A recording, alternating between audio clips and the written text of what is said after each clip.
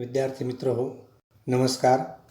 अहमदनगर जिल्हा मराठा विद्याप्रसारक समाजाचे कनिष्ठ महाविद्यालय या संस्थेअंतर्गत आपण दूरशिक्षण अभ्यासक्रमामध्ये समाविष्ट झालेलो आहोत. इयत्ता 12वी विषय राज्यशास्त्र. मी Shri Tekale Ramdas Dhondeva, new arts commerce and science college Ahmednagar या ठिकाणी मराठी व राज्यशास्त्र या 2 विषयांचे अध्यापन करीत आहे.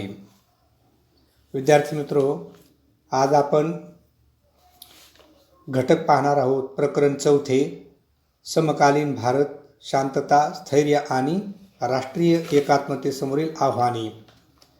यामधील उपघटक पाहणार आहोत. मानसिक परिमाण आणि भारतासमोरील आव्हाने. मित्रो, मागील तासिकेला आपण समकालीन भारत, शांतता, स्थैर्य आणि राष्ट्रीय एकात्मतेसमोरील आव्हाने पाहत असताना राज्यामध्ये शांतता, स्थैर्य आणि सुव्यवस्था राखणे ही खऱ्या अर्थानं राज्याची जबाबदारी असते, ही गोष्ट आपण प्रामुख्याने पाहिली. म्हणजेच देशांतर्गत शांतता व सुव्यवस्था राखणे आणि राष्ट्रीय एकात्मतेची जोपासना करणे हे राज्याचे प्राथमिक कर्तव्य असते. राज्याची औद्योगिक कृषीविषयक प्रगती साधण्यासाठी राज्याची भूमिका महत्त्वाची असते. राज्यातील विविधता जपून एकात्मता वाढीस लागणे व लोककल्याण साधणे यासाठी राज्य प्रयत्नशील असते. त्यामुळे राष्ट्र उभारणीसाठी मदत होत असते. राष्ट्रीय एकात्मतेच्या असणाऱ्या समस्या सोडविणे आवश्यक ठरते. भारतासमोरही अशा प्रकारची एकात्मतेला बाधा पोहोचविणारी आव्हाने असलेली दिसतात. मात्र त्यावर उपाय करणे राज्याचे कर्तव्य ठरते. भारताने प्रादेशिक, वांशिक आणि भाषिक विविधता जपण्यासाठी सतत प्रयत्न केलेले दिसतात. याबाबतीत केलेले संरचनात्मक परिमाण आपण मागील तासिकेला पाहिलेले आहे. या संरचनात्मक परिमाणामध्ये राष्ट्रीय एकात्मता, प्रादेशिक अस्मिता जपण्यासाठी राज्याने केलेले प्रयत्न आपण पाहिलेले आहेत. यामध्ये भारताने भारतातील सर्व नागरिकांना सार्वत्रिक प्रौढ मताधिकार दिलेला आहे. राज्याची सत्ता प्रबळ बनविलेली आहे. प्रादेशिक भाषांना अधिकृत भाषांचा दर्जा देऊन भाषावार प्रांतरचना केलेली आहे. अखिल भारतीय प्रशासकीय सेवांची निर्मिती करून केंद्र आणि राज्य या संघ राज्यात्मक व्यवस्थेमध्ये एक प्रकारची दृढता निर्माण केलेली आहे. याबरोबरच भारतामध्ये शांतता, स्थिरता आणि सुव्यवस्था नांदावी, भारतामध्ये एकात्मता टिकून राहावी यासाठी राष्ट्रीय एकात्मता परिषद 1961 स्थापन केलेली आहे.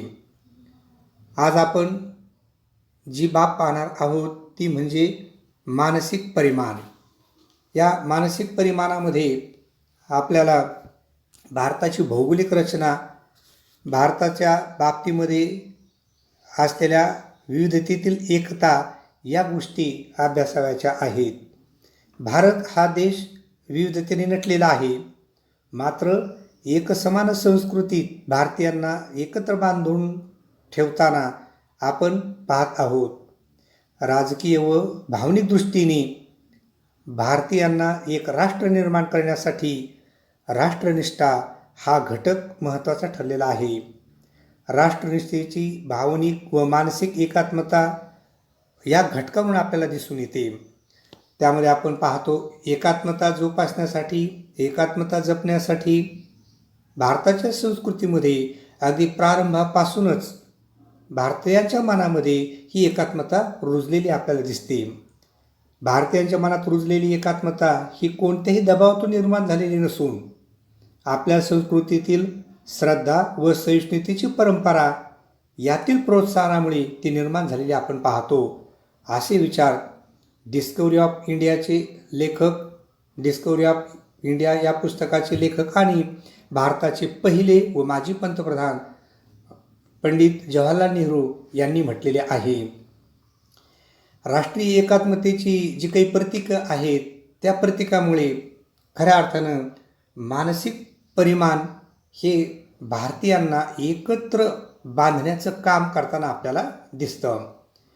ही प्रतीके भावनिक आणि मानसिक एकात्मतेशी निगडीत आहेत. यामध्ये राष्ट्रगान आहे, राष्ट्रगीत आहे. म्हणजे ही प्रतीके सर्वच भारतीयांना काय करतात तर एकत्र बांधून ठेवण्याचा प्रयत्न करतात. भारताचं राष्ट्रगीत जनगण मन हे संपूर्ण भारतीयांच्या हृदयामध्ये वसलेलं आहे. याबरोबरच या गीतामुळे भारतीयाच्या मनामध्ये एक प्रकारची एकात्मता निर्माण झालेली आपण पाहतो. वंदे मातरम हे आपलं नॅशनल सॉन्ग आहे. या वंदे मातरममुळे सुद्धा आपल्या भारतीयांच्या मनामध्ये भारत मातेविषयीची एक आगळी वेगळी भूमिका दिसून येते आणि भारत मातेवरती जर कोणत्याही प्रकारचं संकट आलं तर भारत मातेची ही लेकरे भारत मातेच्या सुरक्षेसाठी धावून जाताना आपण पाहतो. हे आपल्याला मानसिक परिमाणातून दिसून येतं. याबरोबरच भारताच्या राष्ट्रध्वजाच्या सन्मानातून सुद्धा भारताविषयीची आपली भावना व्यक्त होताना दिसते. आपला ध्वज, आपला तिरंगा, आपला राष्ट्रध्वज हा संपूर्ण भारतीयांच्या मनामधील एक आकांक्षेचा, इच्छेचा केंद्रबिंदू आहे. आपल्या राष्ट्रध्वजाविषयी भारतीयांच्या मनामध्ये अतीव अशी तीव्र अशा स्वरूपाची एकतेची भावना दिसून येते.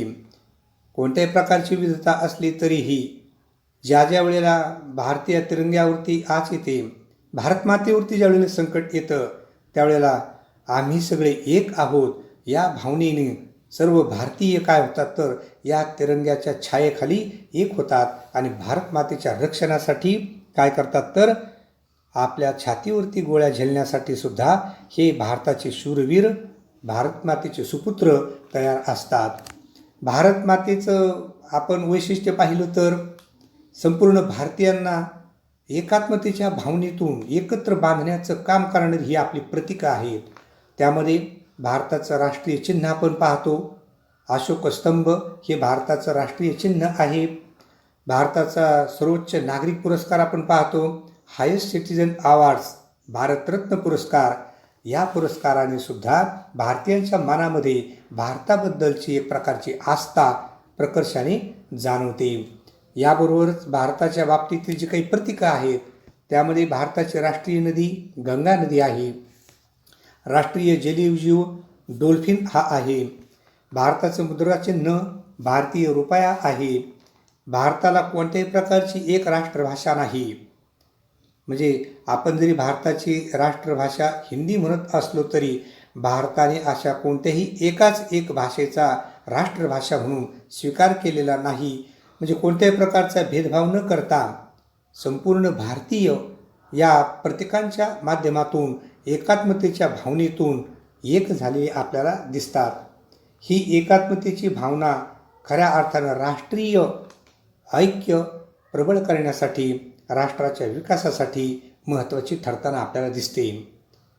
विद्यार्थी मित्रो, अशी एकतेची भावना संपूर्ण भारतीयांच्या मनामध्ये जरी असली तरीही भारतासमोरील जी आव्हाने आहेत ती आव्हाने आपल्याला आजही आपल्यासमोर उभी ठाकलेली दिसतात. भारताच्या राष्ट्रीय एकात्मतेच्या संदर्भात समस्या आपल्याला प्रकर्षाने जाणवतात. भारताने स्वातंत्र्यानंतर लोकशाही समाजरचनेमध्ये सामाजिक, आर्थिक, राजकीय, सांस्कृतिक, वैचारिक विविधता जोपासलेली आहे. असे असले तरीही भारतातील विविध धर्म असतील, विविध जाती असतील, भाषा असेल, प्रदेश असेल, वंश असेल, भारतातील गरिबी, निरक्षरता, लोकसंख्येचा वाढता दबाव, लिंगभेदभाव या सर्वच बाबींमुळे भारताच्या एकात्मतेसमोर अनेक प्रश्न, अनेक समस्या उभ्या राहिलेल्या आहेत आणि ही भारताची एकात्मता गुंतागुंतीची बनलेली आपल्याला पाहायला मिळते. एकूणच काय तर कामगार वर्ग असेल, शेतकरी वर्ग असेल, या वर्गामध्ये विद्यार्थ्यांमध्ये आपल्याला एक प्रकारचा असंतोष असलेला दिसतो. फुटीरतावाद असेल, जाती दंगली असतील, जाती हिंसाचार असेल, यामुळे सुद्धा भारताच्या एकात्मतेसमोर अनेक आव्हानं निर्माण झालेली आपल्याला दिसतात. असं असलं तरी भारताने स्वातंत्र्यापासूनच काय केलेलं आहे तर यातून मार्ग काढण्यासाठीचे प्रयत्न केलेले आहेत. या बाबतीत आपण मागील तासिकेला संरचनात्मक परिमाण पाहिलं. आज आपण मानसिक परिमाण पाहणार आहोत. म्हणजे एकूणच काय तर भारताच्या एकात्मतेला जी आव्हाने खूप समस्या निर्माण झालेल्या आहेत, त्या समस्या दूर करण्यासाठी एक एक बाब आपल्याला लक्षात येईल की भारत मातेचे सुपुत्र अशा एका एका गोष्टीमुळे एकात्मतेच्या भावनेने बांधलेले आहेत. हा मानसिक परिमाण आहे. मानसिक आणि भावनिक एकात्मता साधणारी ही आपण पाहिलेली प्रतीकं आहेत. असं असलं तरी स्वातंत्र्यापासूनच भारतासमोर अनेक प्रकारची आव्हानं उभी राहिलेली आपल्याला पाहायला मिळतात. यामध्ये मग जे काही देशी संस्थानांचं विलिनीकरणाचा प्रश्न होता, म्हणजे स्वातंत्र्य मिळाल्याबरोबर भारतासमोर हा प्रश्न उभा राहिला. म्हणजे भारतामध्ये जी काही संस्थानं होती, 564 संस्थानं होती, ही भारतामध्ये विलीन झाली.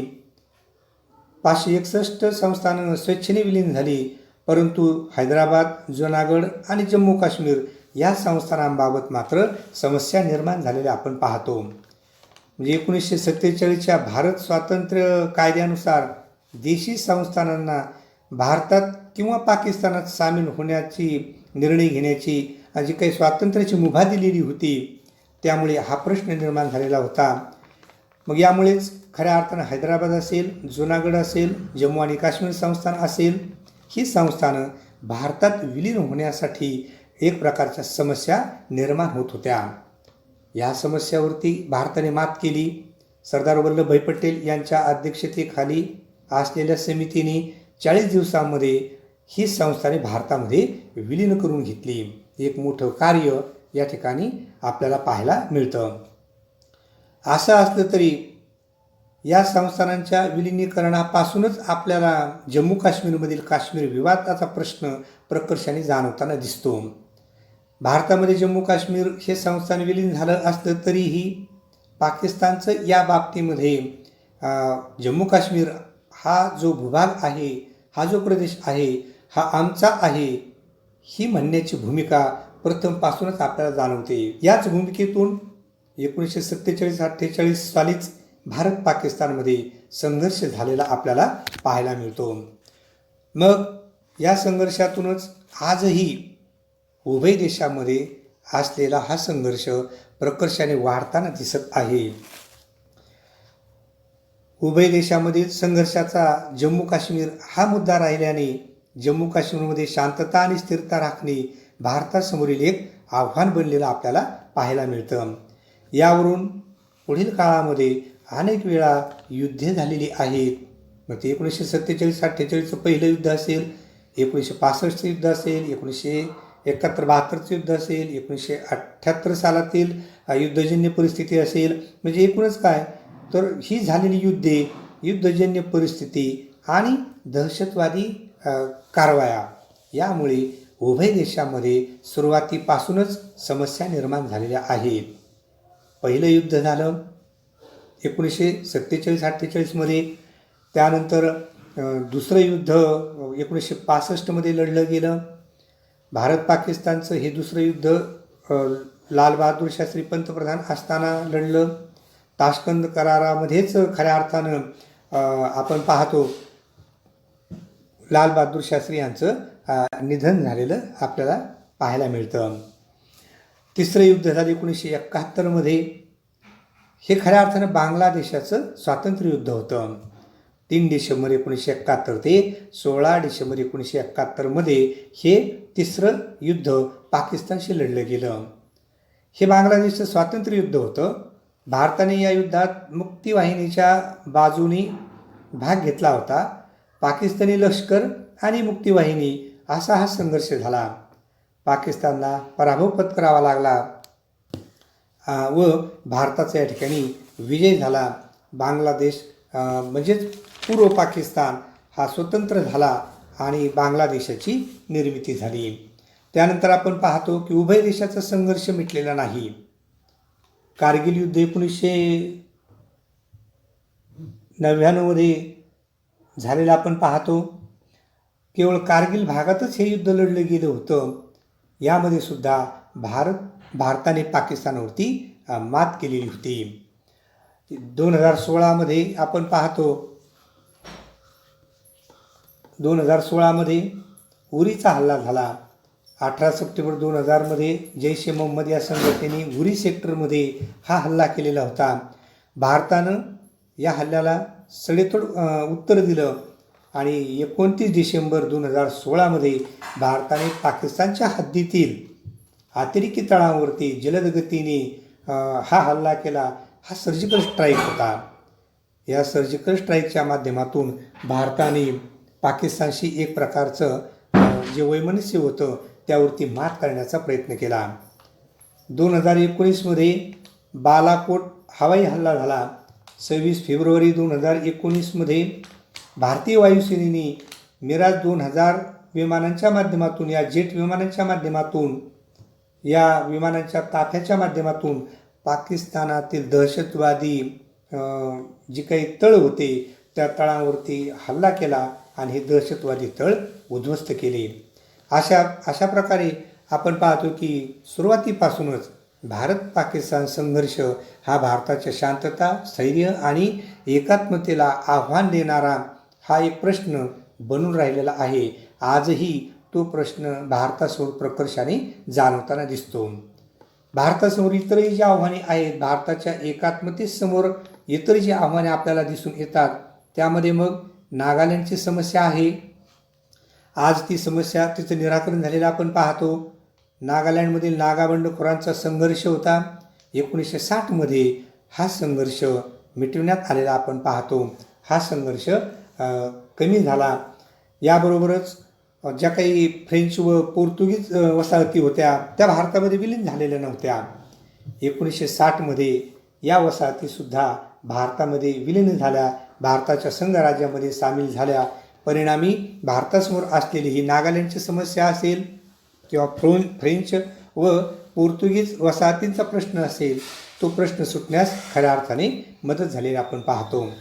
असं असलं तरी आर्थिक समस्या असेल किंवा सामाजिक समस्या असेल, अशा प्रकारच्या समस्या भारतासमोर आजही आपल्याला उभ्या असलेल्या दिसतात.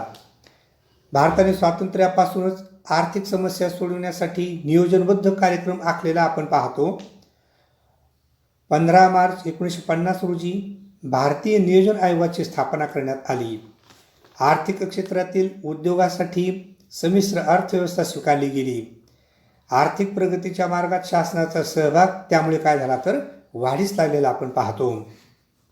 या नियोजन आयोगामुळे पंचवार्षिक योजनांची आखणी करता आली. भारताच्या अर्थव्यवस्थेला दिशानिर्देश करण्याचं कार्य या पंचवार्षिक योजनांच्या माध्यमातून नियोजन आयोगाने केलेलं आपण पाहतो. त्याचा परिणाम म्हणजे सातत्याने भारताचा आर्थिक विकास झाला, आर्थिक विकासाला हातभार लागला. या नियोजन आयोगाच्या माध्यमातूनच बेरोजगारीचा प्रश्न असेल, दारिद्र्य निर्मूलनाचा प्रश्न असेल, त्या प्रश्नावरती मात करण्यासाठी भारताला यश मिळालेलं आपण पाहतो. आज हा नियोजन आयोग नीती आयोग या नावाने ओळखला जातो.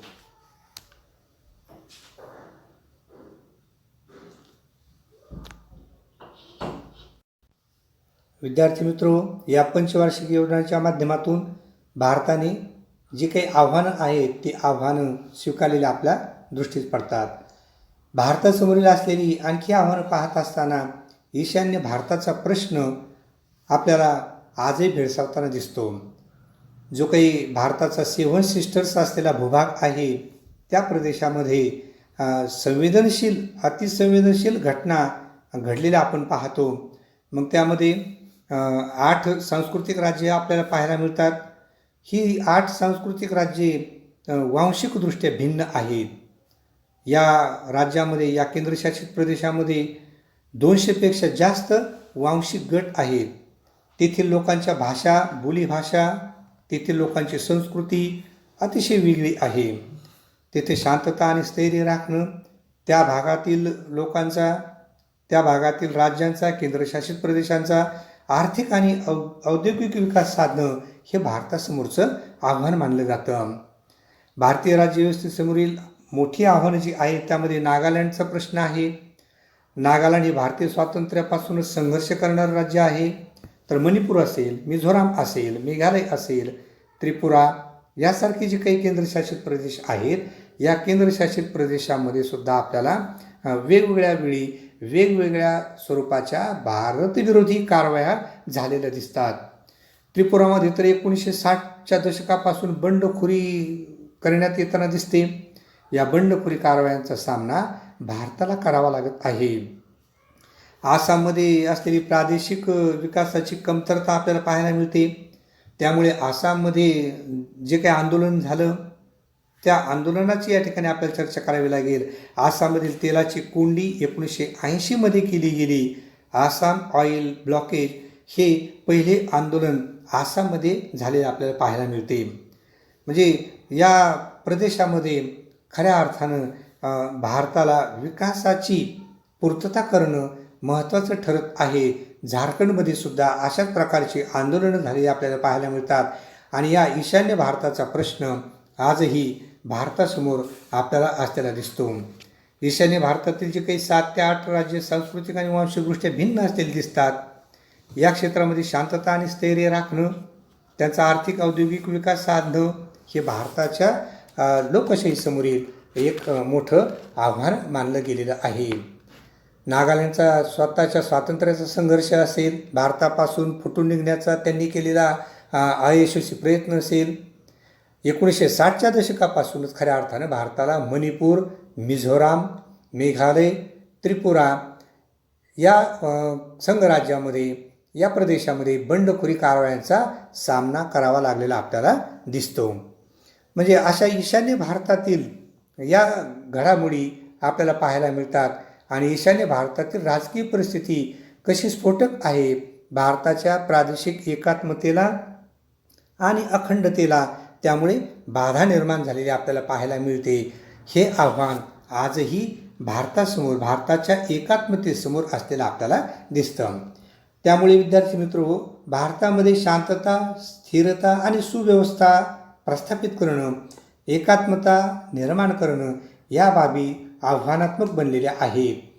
याबरोबरच जो काही भारताचा भूभाग आहे त्या भूभागामध्ये वेगवेगळ्या ठिकाणी होत असलेली बंडखोरी, मग ती काही वेगवेगळ्या आंदोलने होताना आपण पाहतो. नक्षलवादी आंदोलन असेल, दहशतवादी कृती असतील, विद्यार्थ्यांची आंदोलनं असतील किंवा जे काही अशा निर्वासितांच्या प्रश्नाची आंदोलनं असतील, ह्या सर्वांमुळे या ईशान्य भारतातील ज्या भूभागामध्ये, ज्या प्रदेशामध्ये आपल्याला आव्हानात्मक समस्या निर्माण झालेल्या दिसतात, त्या सोडविणं आता भारताच्या दृष्टीनं महत्त्वाची बाब बनलेली आहे.